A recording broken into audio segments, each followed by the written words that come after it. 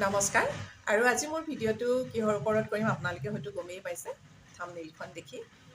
Monthly মই নাৰ্চাৰীৰ পৰা কিমান উপাৰ্জন কৰোঁ, মোৰ কিমান উপাৰ্জন হয়, সেই উপাৰ্জনটো পোৱাৰ আগতে প্ৰথম মই নাৰ্চাৰীখন কেনেকৈ আৰম্ভ কৰিলোঁ আৰু কেতিয়াৰ পৰা আৰম্ভ কৰিলোঁ আৰু আৰম্ভ কৰা সময়ত মোৰ ওচৰত কিমান টকা আছিল সেইখিনি মই প্ৰথমতে কৈ ল'ম। তাৰপাছতহে মই ক'ম মোৰ মান্থলি নাৰ্চাৰীৰ পৰা কিমান উপাৰ্জন হয়।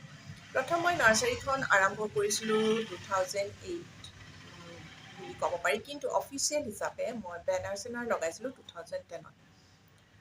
কিন্তু 2008ৰ আগতে মই কি কৰিছিলোঁ, যিখিনি আমাৰ ঘৰৰ কাৰণে ফুল কিনি আনো, মই বিহু হওক পূজা হওক, মই কাপোৰ নলওঁ তেতিয়া মই ফুল লওঁ, ফুল কিনি আনো। মই ভাবি থাকোঁ আৰু বিহুত যেতিয়া কাপোৰ ল'বলৈ পইচা দিব সেই পইচাখিনি মই ফুল আনিম, আমুকটো ফুল আনিম, তামুকটো ফুল আনিম। আৰু তেনেকৈ মেলাবোৰ হয় আৰু মেলাবোৰলৈ তেতিয়া যাওঁ আৰু গৈ পেলাই ফুলবোৰ আনো। আৰু সেই ফুলখিনিকে মই কি কৰোঁ, কাটিং কৰিবলৈ ধৰিলোঁ।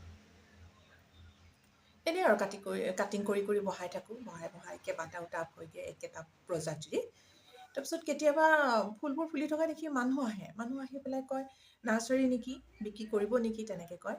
তাৰপিছত ভালে পাওঁ আৰু দুই এটা বিক্ৰীও কৰি দিওঁ। বিক্ৰী কৰি যেতিয়া পইচা পালোঁ, ইমান সহজতে দেখোন পইচা পায়, মইতো এনেই এইবোৰ কাটিং কৰিহে বনাইছিলোঁ, ধুনীয়াকৈ পইচা আহিছে দেখোন।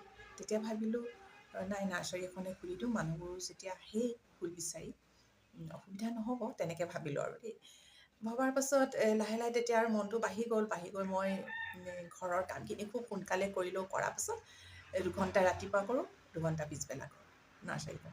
তেনেকৈ মানে ফুলবোৰ বাঢ়ি গৈ আছে। আৰু তাৰপিছত কি হ'ল, মাটি বনাব লাগে, মাটি তেতিয়া বনাব নোৱাৰোঁ, তাৰ কাৰণে এজন মতা মানুহ আহে, মাতো আৰু সপ্তাহত 2 দিন বা এদিন আহি কৰি দিয়ে। সদায়তো মই লগাব নোৱাৰোঁ, তেতিয়া মোৰ হাতত পইচা নাই, ক'ৰ পৰা লগাম। আৰু তেখেতক অকল মাটিৰ কামখিনি কৰাওঁ, বাকী যিমান ফুলত পলিথিনত মাটি ভৰোৱা, ফুল ৰোৱা, পানী দিয়া, গোটেইখিনি মই কৰোঁ। তেতিয়াতো ডাল কাটিংখিনিয়ে মোৰ হৈ আছিলে, কিন্তু উইণ্টাৰ ছিজনৰ যিখিনি ছিজনেবল ফুলৰ পুলি, সেইখিনি মই এতিয়া আনিবলৈ ক'ৰ পৰা আনিম, তেনেকুৱা মোৰ চিন্তা এটা হৈ গ'ল। আৰু তেনেকেই চিন্তা কৰি থাকোঁতেই এদিন এটা লিংক পাই গ'লোঁ, য'ৰ পৰা মই ফুলৰ পুলি আনিব পাৰিম, ছিজনেবল ফুলৰ পুলিবোৰ আনিব পাৰিম।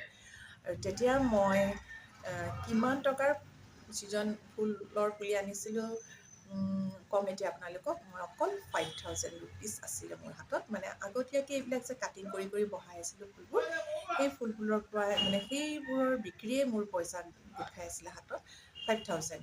আৰু সেই যে লিংকটো পালোঁ মই ছিজন ফুলৰ পুলি অনা, আৰু সেইখনৰ পৰাই মই প্ৰথম 5000ৰ ছিজন ফুলৰ পুলি আনিছিলোঁ।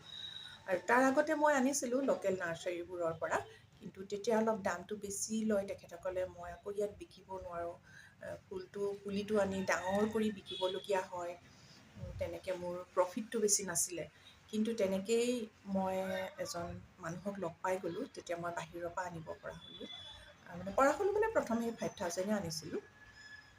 সেই 5000 আনি প্ৰথমতে খুব ফুলালোঁ ফুলবোৰ, আৰু ফুলবোৰ দেখিয়ে মানুহবোৰ আহিলে তেতিয়া। আৰু তেনেকেই মানে আগবাঢ়ি গৈ থাকিলোঁ আৰু। কিন্তু তেতিয়া মই অকলে কৰিছিলোঁ গোটেইখিনি কাম, মাত্ৰ মানুহজনক কৈছোঁ নহয়, মাটি বনোৱা আৰু মাটিখিনি মিহি কৰি দিয়া, সিমানহে তেখেতক মই কামত লগাইছিলোঁ। বাকী নিজে ইমান বছৰ কৰিলোঁ কাম, আৰু বহুত কষ্ট কৰিলোঁ। আৰু কষ্ট মানে কি, নিজে ভাল পোৱা এটা কাম যেতিয়া কৰিবলৈ পাওঁ নহয়, সেইটো আমি কষ্ট বুলি নাভাবোঁ, সেইটো কষ্ট বুলি কোনেও নাভাবে আচলতে। আৰু তেনেকেই মই কৰি গৈ থাকিলোঁ। আৰু ফুলবোৰ যেতিয়া ফুলে ইমান ভাল লাগে, আৰু নিজে যে ইমান কষ্ট কৰি আছোঁ তেনেকুৱা মোৰ ফিলেই নহয়, আৰু মোৰ ভাগৰো নালাগে তেতিয়া।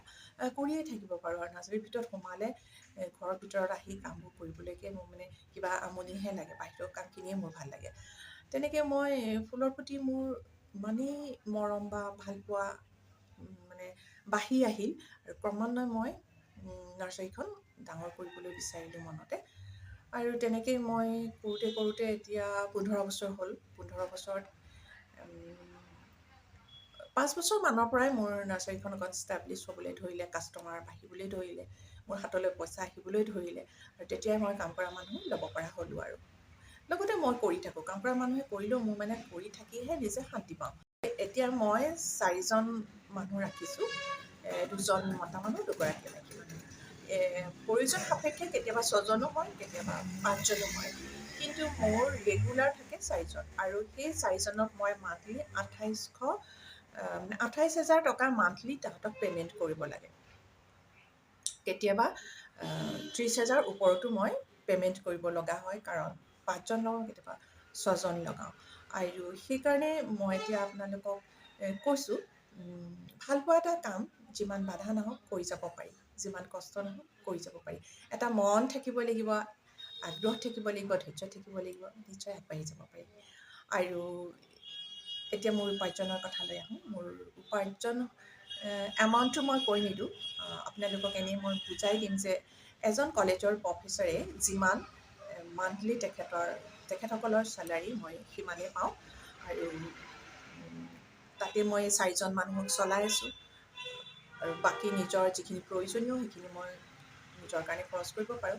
মোৰ ঠাইত যদি এজন পুৰুষ হ'লহেঁতেন, তেখেতে এখন ধুনীয়াকৈ তেখেতৰ সংসাৰ চলাব পাৰিলেহেঁতেন, বা পৰিয়ালটো এই নাৰ্চাৰীখন কৰিয়ে আগবাঢ়ি যাব পাৰিলেহেঁতেন। আৰু তেখেতৰ যিখিনি সমস্যা আৰু এই সমস্যাৰ সকলোখিনি সমাধান কৰিব পাৰিলেহেঁতেন এই নাৰ্চাৰীৰ উপাৰ্জনেৰে, যিখিনি নাৰ্চাৰীৰ উপাৰ্জন হয়। আৰু তাকেই মই ক'লোঁ মোৰ উপাৰ্জন কিমান, আৰু বুজাই হয়তো বুজিছেই মোৰ উপাৰ্জনখিনি। মই এমাউণ্টটো ক'বলৈ মোৰ অকণমান অসুবিধা পাইছোঁ। বহুতে ক'ব পাৰে নহয়, মানে বৰ কৈছে আৰু তেনেকুৱা এটা কয় বুলি মনটো বেয়া লাগে, সেইকাৰণে মই কৈ দিয়া নাই। যদি আপোনালোকে বিচাৰে মই নেক্সট ভিডিঅ'ত ক'ম বাৰু। কিন্তু মোৰ এতিয়া নাৰ্চাৰী উপাৰ্জন এটা ভাল উপাৰ্জনেই মই কৰি আছোঁ। কিন্তু মোৰ বাধাস্বৰূপ হ'ল এই ছায়াটিকা পেইণ্টটো। এই ছায়াটিকা পেইণ্টটোৰ কাৰণে হয়তো মই বহুত বছৰ আৰু নাৰ্চাৰীখন কৰিব নোৱাৰিম নেকি, তেনেকুৱা মোৰ অনুভৱ হৈছে। কিন্তু মনত মোৰ একদম সাহস মই বান্ধি থৈছোঁ যে মই কৰিয়ে যাম, যিমান দিনলৈকে পাৰিম কৰিয়ে যাম। কিন্তু এই বেমাৰটোৱে মোক একদম জুৰুলা কৰি পেলাই। আজিলৈ আহিছোঁ মোৰ ভিডিঅ'টো ইমানেই। যদি মোৰ ভিডিঅ'টো ভাল পালে লাইক, শ্বেয়াৰ আৰু কমেণ্ট কৰি দিব। যিসকলে প্ৰথমবাৰলৈ মোৰ ভিডিঅ'টো চাইছে, চেনেলটো ছাবস্ক্ৰাইব কৰি বেল আইকনটোত প্ৰেছ কৰি থৈ যাব। লগতে আপোনাৰ বন্ধুবৰ্গসকললৈ মোৰ ভিডিঅ'টো শ্বেয়াৰ কৰি দিব। আৰু যদি ভাল পালে লাইক এটা কৰিব, কমেণ্ট কৰিব।